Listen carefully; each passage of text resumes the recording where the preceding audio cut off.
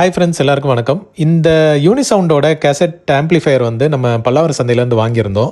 இது வந்து ஓரளவுக்கு நல்ல கண்டிஷனில் இருந்தனால தான், ப்ளஸ் இந்த மாதிரி ஒரு பிளேயர் வந்து நான் ரொம்ப நாள் தேடிட்டு இருந்தனால இதை வந்து நம்ம ரிஸ்க் எடுத்து வாங்கிட்டோம். ஏன்னா எப்படியும் வந்து நான் ஒர்க்கிங் ஸ்டேட்டில் தான் சந்தைக்கு யூஸ்வலாக வரும், நம்ம தான் எடுத்து ரெடி பண்ணுற மாதிரி இருக்கும்.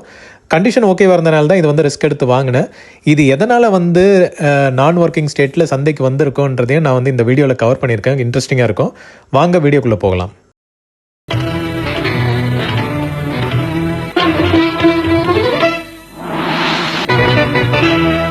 மறக்காம சர்ப்ரைஸ் பண்ணுங்க. Thank you.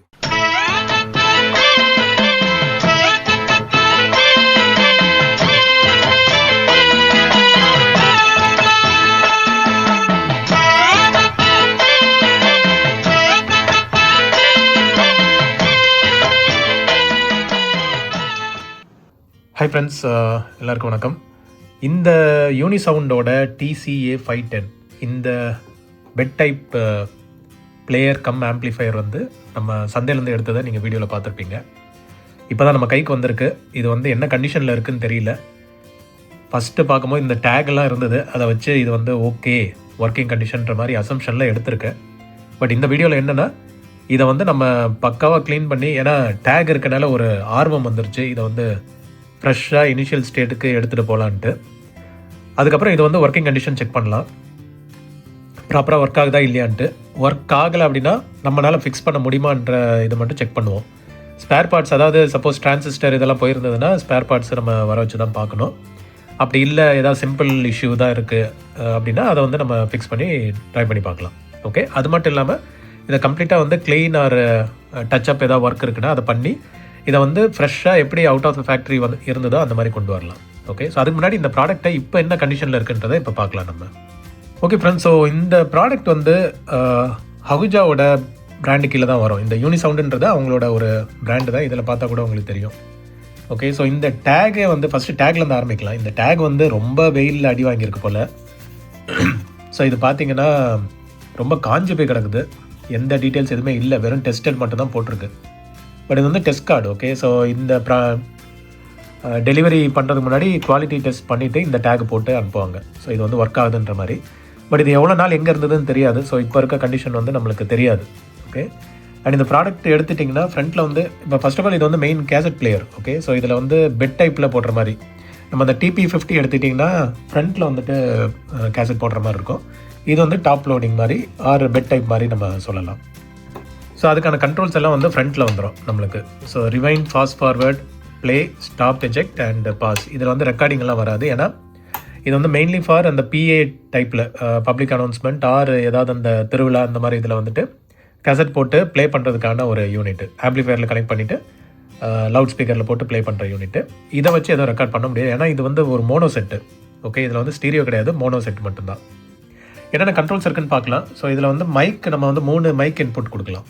Okay, so 3 mic input, அப்புறமா டேப் இன்புட்டும் கொடுக்கலாம். ஐ மீன் டேப் ஆல்ரெடி இருக்குது, ஆக்சிலரி இன்புட் பின்னாடிலேருந்து கொடுக்கலாம் நம்ம. ஸோ மைக்குக்கான கண்ட்ரோல்ஸ் வந்து இங்கே இருக்குது. ஸோ மைக் 1க்கு தனியாக டெடிக்கேட்டடாக இருக்குது. அப்புறம் மைக் 2 ஆர் ஆக்சிலரி வந்து, இப்போ ஆக்சிலரி கனெக்ட் பண்ணியிருந்தோன்னா நம்ம ஆக்சிலரி சூஸ் பண்ணிவிட்டு, ஆர் மைக் 2 இல்லை ஆக்சிலரியில் வந்து இன்புட் சப்ளை வருதுன்னா அதை வச்சு நம்ம மைக் 2 வந்து அட்ஜஸ்ட் பண்ணிக்கலாம் வால்யூமு. மைக் 3 வந்து மைக் 3 ஆர் டேப், அதுக்கான கண்ட்ரோல் வந்து இங்கே இருக்குது. ஓகே, நம்ம டேப் வேணுமா மைக் 3 வேணுமான்றது இங்கே சூஸ் பண்ணிக்கலாம். பேஸ் அண்ட் ட்ரபிள் கண்ட்ரோல்ஸ் இங்கே வந்துடுது. அதுக்கப்புறம் மைக் இன்புட் சொன்ன மாதிரி பவர் சப்ளை ஸ்விட்ச் வந்தது, ஒரு பவர் LED வந்துடுது.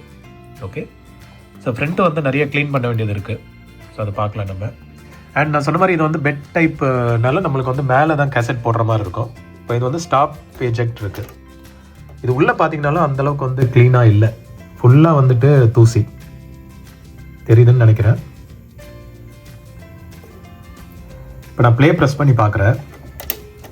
ஸோ ப்ளே வந்து லாக் ஆகுது, பட் எல்லாம் இந்த கேப்ஸ்டன் வீல் எல்லாமே வந்து ரொம்ப அழுக்காக இருக்குது. ஸோ பக்கா க்ளீன் பண்ண வேண்டியது இருக்கும். ஸோ நல்ல க்ளீனிங் ஒர்க்கு தேவைப்படுது, பார்க்கலாம் நம்ம. ஸோ பேக் வியூ பார்த்தீங்கன்னா நம்மளுக்கு வந்து power supply line and fuse இருக்குது. அண்ட் இது 2 தான் மெயின் டிரான்சிஸ்டர்.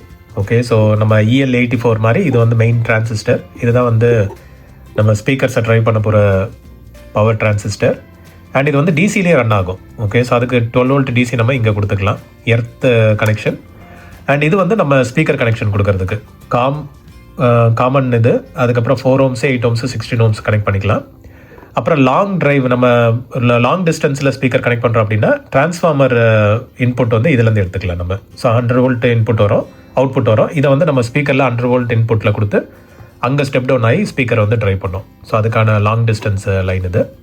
அப்புறம் இது வந்து I think pre amp output மாதிரி வச்சுருக்காங்க, லைன் பூஸ்டர் வச்சுருக்காங்க. அப்புறம் ஆக்சிலரின் வந்து இங்கே கொடுத்துக்கலாம். ஸோ இதான் வந்து பேக்கில் உள்ள ஆப்ஷன்ஸு. அண்ட் சொன்ன மாதிரி இது வந்து அஹூஜாவோட ஒரு ப்ராடக்ட்டு. ஓகே, ஸோ இந்த யூனி சவுண்டுன்றது அண்ட் சீரியல் நம்பரும் கொடுத்துருக்காங்க. ஃபைன். ஸோ இப்போ வந்து இதை ஓப்பன் பண்ணி பார்க்கலாம். இதுக்குள்ளே வந்து எப்படி இருக்குது, கண்டிஷன் எப்படி இருக்குன்றதை பார்க்கலாம். ஃப்ரெண்ட்ஸ், ஓப்பன் பண்ணிட்டேன் நான். ஸோ உள்ள கண்டிஷன் வந்து டீசெண்டாகவே இருக்குது. ஆக்சுவலாக பேடுன்னு சொல்ல முடியாது. இது பார்த்தீங்கன்னா கேஸும் பார்த்தீங்கன்னா நல்ல கண்டிஷனில் இருக்குது, எதுவும் பெரிய வாட்டர் டேமேஜ் எதுவும் இல்லை, நல்லா பக்கா பெயிண்டிங் எல்லாம் பக்காவே இருக்குது. இது இந்த ஃபில்டர் போட்டிருக்காங்க, அதில் லைட்டாக தூசி இருக்குது, இதை வந்து நம்ம க்ளீன் பண்ணிக்கலாம். அண்ட் இதில் வந்தீங்கன்னா இங்கேயும் வந்து டீசெண்டாக தான் இருக்குது. ஓகே, ஸோ நம்ம ஃபஸ்ட் எக்ஸ்பிளைன் பண்ணுறேன் என்னெல்லாம் இருக்குன்ட்டு. இது வந்து பவர் ட்ரான்ஸ்ஃபார்மர். ஸோ வர இன்கமிங் பவர் 220 வோல்ட் வந்து ஸ்டெப் டவுன் பண்ணுறதுக்கு. அண்ட் இது வந்து அவுட்புட் ட்ரான்ஸ்ஃபார்மர். ஓகே, அண்ட் இது வந்து பிரிட்ஜ் ரெக்டிஃபிகேஷன். ஸோ ஏசியை வந்து டிசியாக கன்வெர்ட் பண்ணுற போர்டு இங்கே வச்சுருக்காங்க. அதுக்கப்புறம் ஹெட்லேருந்து வர லைன் ப்ரீ ஆம்ப் வந்து இங்கே உள்ளே இருக்குது. ஓகே, ஸோ இதுக்குள்ளே வந்து ப்ரீ ஆம்ப் இருக்குது. பவர் ஆம்ப் வந்து எனக்கு தெரிஞ்சு இதில் வருதுன்னு நினைக்கிறேன். இது ப்ளஸ் டிரான்சிஸ்டர். ஸோ இதெல்லாம் மிக்ஸ் ஆகி நம்மளுக்கு பவர் ஆம்ப்ளிஃபிகேஷன் ஆகி அவுட்புட் ட்ரான்ஸ்ஃபர் வழியாக வெளியே வருது. அண்ட் இதோட இயர் ஆஃப் மேக்கிங் இருக்குது, 2007 போட்டிருக்கு, கிட்டத்தட்ட ஒரு 20 இயர்ஸ் முன்னாடி உள்ளது. ஸோ இங்கே பார்த்தீங்கன்னா தெரியும், ஜூலை 2, 2007 அந்த டைமில் தான் வந்துட்டு மேனுஃபேக்சர் பண்ணியிருக்காங்க. அண்ட் பார்ட்ஸ் எல்லாம் ஒரிஜினலாக தெரியுது. ஓகே, ஸோ பார்ட்ஸ் எல்லாம் ஒரிஜினலாக இருக்குது. பெல்ட் வந்து லைட்டாக டச் பண்ணி பார்த்தேன், லூஸாக தான் இருக்குது. நம்ம வந்து இதை க்ளீன் பண்ணிவிட்டு ஆன் பண்ணி பார்க்கலாம். இன்கேஸ் பெல்ட் பிரச்சனை இருக்குன்னா நம்ம மெக்கானிசத்தை கழட்டிட்டு பெல்ட் மாற்றலாம். ஓகே, ஸோ ஃபுல்லாக வந்து செலந்தி இது அந்த மாதிரி தான் இருக்குது. அண்ட் ஒன் மேஜர் ப்ராப்ளம், மேஜராக மைனரான்னு தெரியல, இந்த இடம் பார்த்தீங்கன்னா வாட்டர் டேமேஜ் மாதிரி தெரியுது. ஓகே, ஸோ இது என்னன்னாலன்னு தெரியல, க்ளீன் பண்ணி பார்க்கலாம். நம்ம ஐபியை போட்டு க்ளீன் பண்ணிவிட்டு அதுக்கு மேலே எதுவும் பெரிய சீரியஸ் இது இல்லைன்னா நம்ம வந்து கண்டினியூ பண்ணலாம். ஓகே, ஸோ மற்றபடி இதுதான் கண்டிஷன். ஸோ இதுக்கப்புறம் நம்ம க்ளீனிங் ஒர்க்கை ஸ்டார்ட் பண்ணிடலாம்.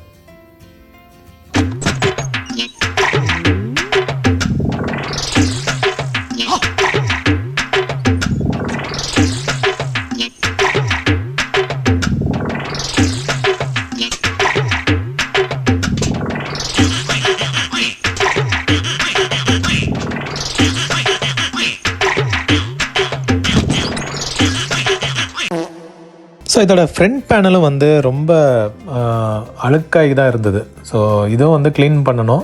அதனால் நாப்ஸ் எல்லாத்தையும் வந்து பக்காவாக கழட்டிட்டேன். அண்ட் அதே மாதிரி மேலே உள்ள மெக்கானிசத்துலேயும் உள்ள அசம்பிளியும் வந்து கழட்டிட்டேன் நான். ஏன்னா உள்ளே பார்த்தீங்கன்னா அவ்வளோ வந்து தூசி எல்லாம் அந்த மாய்ஸ்சரோட மிக்ஸ் ஆகி ஒரு மாதிரி சாலிடாக இருந்தது. ஸோ ஃப்ரெண்ட்ஸ், இது ஓப்பன் பண்ணனால கொஞ்சம் வசதியாக இருந்தது க்ளீன் பண்ணுறதுக்கு. இதில் மெயின் என்ன நோட் பண்ணேன்னா, இந்த கேப்ஸ்டன் வீல் வந்து என்ன ஆச்சுன்னு தெரில, உள்ளே ஃபுல்லாக வந்து ரஃப்பாக இருந்தது. சரி, நானும் வந்து வீலை தான் மாற்றி ஆகணும்னு நினச்சேன். பட் நல்லா போட்டு ஐபியை போட்டு எத்தனை பட்ஸ் பாருங்கள் போட்டு நல்லா க்ளீன் பண்ண, அந்த ரஸ்ட் அப்படியே போயிடுச்சுங்க. இப்போ பாருங்கள், பாலிஷ்ட் ஆன மாதிரி ஆயிடுச்சு. கொஞ்சம் லைட்டாக இது இருக்குது, கலர் இது இருக்குது. ஆனால் முன்னாடி பார்த்தீங்கன்னா ஃபுல்லாக வந்து அந்த கை வச்சாவே ஒரு மாதிரி வைப்ரேட் ஆகிட்டு இருந்தது. அந்தளவுக்கு வந்து துருவாக எதுவும் தெரில. ரொம்ப நாள் இது யூஸ் ஆகாமல் இருந்திருக்கு போல். ஸோ அதனால் இதை வந்து பக்காவாக க்ளீன் பண்ணியாச்சு. ஸோ மற்ற இதெல்லாம் வந்து டச்சப் கொடுத்தாச்சு. இனி என்ன பண்ணலான்னு யோசிக்கிறேன்னா, இதை கழட்டிட்டு பெல்ட்டையும் சேர்த்து மாற்றிடலான்ட்டு. ஏன்னா எப்படியும் வந்து பெல்ட்டு ஃபால்ட்டாக இருக்க வாய்ப்பு இருக்குது. ரொம்ப நாள் யூஸ் ஆகாமல் இருந்தனால பெல்ட் வந்து இப்போதைக்கு டென்ஷன் இருக்குது. நான் வந்து மோட்ரு சுற்றினேன்னா இதெல்லாம் வீலெலாம் சுற்றுது.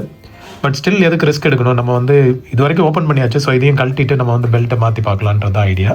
ஸோ ஓப்பன் பண்ணி பெல்ட் மாற்ற முடியுதான்றது பார்க்குறேன் நான். So okay friends, so assembly எடுத்து தலைக்கீழ வச்சுட்டேன் நான். இப்போ வந்து நம்ம பெல்ட்டை வந்து மாற்றணும். ஓகே, எனக்கு தெரிஞ்சு இது வந்து பக்கா ப்ரீமியம் யூனிட்டாக இருக்குங்க. ஆக்சுவலாக இது பார்த்தீங்கன்னா பிளாஸ்டிக் கிடையாது, மெட்டல்.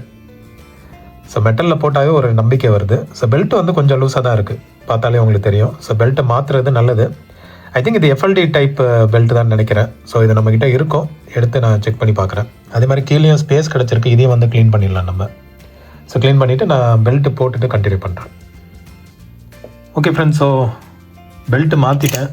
என்ன ஒரு சிக்கல் ஆயிடுச்சுன்னா இந்த ஸ்க்ரூ கழட்டவே முடியல.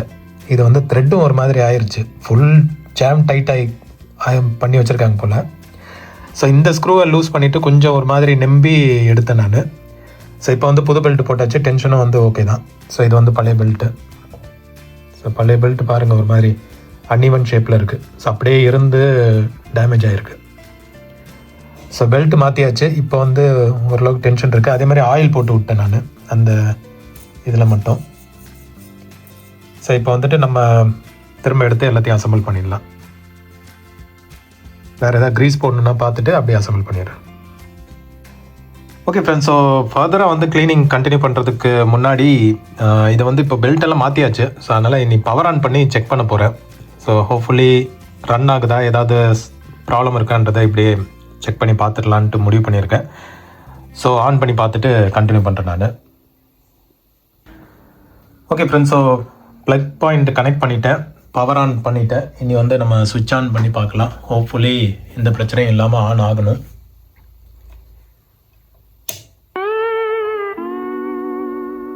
சுத்தமாக இல்லை.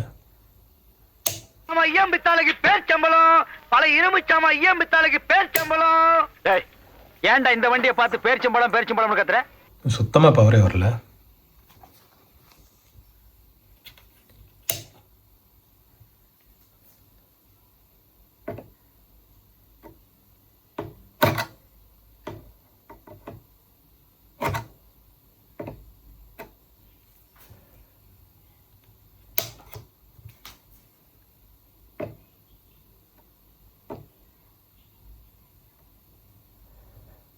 முதல்ல செக் பண்ணியிருந்துருக்கலாமோ. ஆக்சுவலாக ப்ளக்கை மாட்டினேன், மெயின் சுவிட்ச் ஆன் பண்ணலை, பட் ஸ்டில் பவர் வரலைங்க.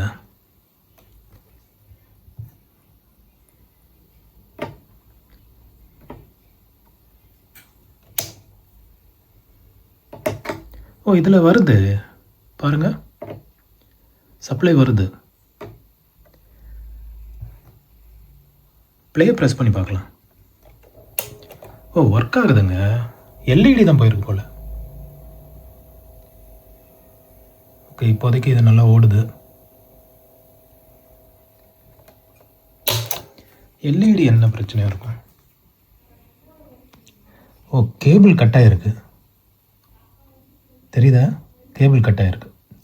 சரி, இதை நான் செக் பண்ணுறேன். நான் செக் பண்ணிவிட்டு கண்டினியூ பண்ணுறேன். ஓகே ஃப்ரெண்ட்ஸ், ஸோ என்ன பிரச்சனைனா இந்த எல்இடி அந்த பின்னோடே உடஞ்சிருக்கு போல். ஸோ இதை வந்து சால்டர்லாம் பண்ண முடியாது, நம்ம எல்இடியை மாற்றி ஆகணும். இப்போதைக்கு வந்து இன்சுலேஷன் டேப் போட்டு ஒட்டி வச்சுருக்கேன். ஸோ மக்களை யோசிச்சு பாருங்களேன், ஒருவேளை வந்து இதை ஆன் பண்ணி பார்த்துருப்பாங்க, எல்இடி வந்து எரியலன்னொன்னே யூனிட்டே ஒர்க் ஆகலைன்னு சொல்லிட்டு கூட ஸ்க்ராப்பில் போட்டுருந்துருக்கலாம். ஸோ அது வந்து இப்போ அப்படி இப்படி சுற்றி இப்போ சந்திக்கு வந்திருக்கு. இப்போதைக்கு வந்து இது ஒன்றும் பிரச்சனை இல்லை, ஆன் ஆகுது. ஐ மீன் லைட் எரியுது. ப்ளேவும் பார்த்தீங்கன்னா okay, fast forward.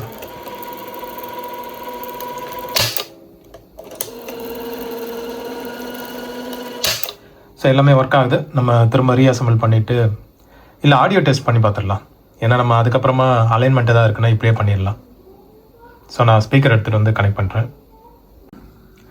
Okay friends, so ஒரு ஸ்பீக்கர் கனெக்ட் பண்ணியிருக்கேன். ஒரு லோக்கல் ஸ்பீக்கர் தான், 8 ohms லைனில் கனெக்ட் பண்ணியிருக்கேன். இப்போ வந்து ஆன் பண்ணுவோம்.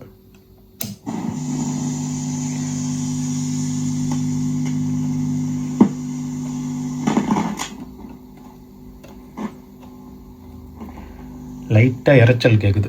சரி, நம்ம கேசட் போட்டு பார்க்கலாம். எப்போவும் எஜமான் போட்டு போர் அடிக்கிறேன்னு சொல்லிட்டு கம்ப்ளைண்ட் வருது. அதனால் நம்ம வந்து பாலிவுட்டுக்கு போயிடலாம்.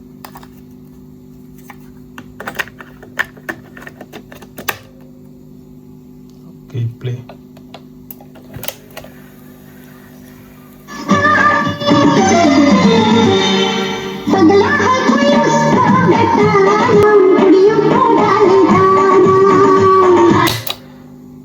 செம்ம ஸ்பீடாக ஓடுது. ஐ திங்க் கிரவுண்டு கொடுக்கணும்னு நினைக்கிறேன், கொடுத்தா மேபி சரியாகலாம். கிரவுண்டிங் எங்கேயோ இருந்தது. ஓகே, நான் ஸ்பீட் அட்ஜஸ்ட் பண்ணிவிட்டு கண்டினியூ பண்ணுறேன்.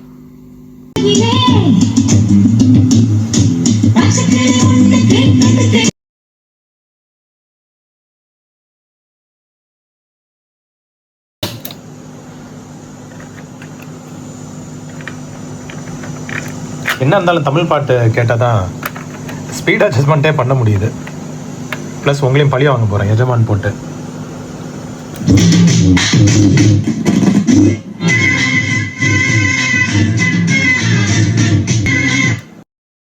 மக்களே, சவுண்டு செமையாக இருக்குது, பவர்ஃபுல்லாக இருக்குது. இது சாதாரண செட்டு மாதிரியே இல்லை. செம்ம பவர்ஃபுல்லாக இருக்குங்க.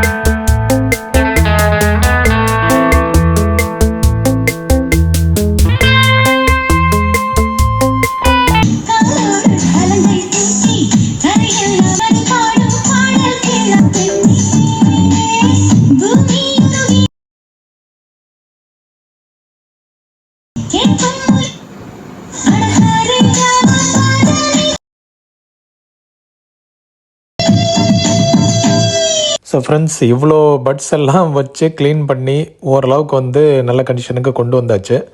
அண்ட் ஃபேஸ் பிளேட்டை க்ளீன் பண்ணுறதுக்கு இந்த மாய்ஸ்சரைசர்லாம் தேவைப்பட்டது. ஸோ அந்தளவுக்கு போட்டு க்ளீன் பண்ணி எப்படியோ வந்து ஒரிஜினல் ஸ்டேட்டுக்கு கொண்டு வந்தாச்சு. ஸ்விட்ச் க்ளீனிங் ஆயில் கூட தேவைப்பட்டது. ஸோ அதெல்லாம் போட்டு ஓரளவுக்கு க்ளீன் பண்ணியாச்சு. ஆனால் ஒரு சில துரு மட்டும் அப்படி போகவே இல்லை என்ன தான் க்ளீன் பண்ணாலும். பட் அது பெருசாக ஒன்றும் தெரியல, அதனால் வந்து அது ஒன்றும் பெரிய இஷ்யூ இல்லை. ஸோ ஹோப்ஃபுல்லி இந்த வீடியோ கொஞ்சம் இன்ட்ரெஸ்டிங்காக இருந்திருக்கும்னு நினைக்கிறேன். வீடியோ பிடிச்சிருந்தால் லைக் பண்ணுங்கள், சேனல் சப்ஸ்கிரைப் பண்ணலைன்னா மறக்காமல் சப்ஸ்கிரைப் பண்ணிவிடுங்க. மீண்டும் ஒரு விண்டேஜ் வீடியோவில் உங்கள் எல்லோரும் மீட் பண்ணுறேன். Thank you and have a nice day friends. By.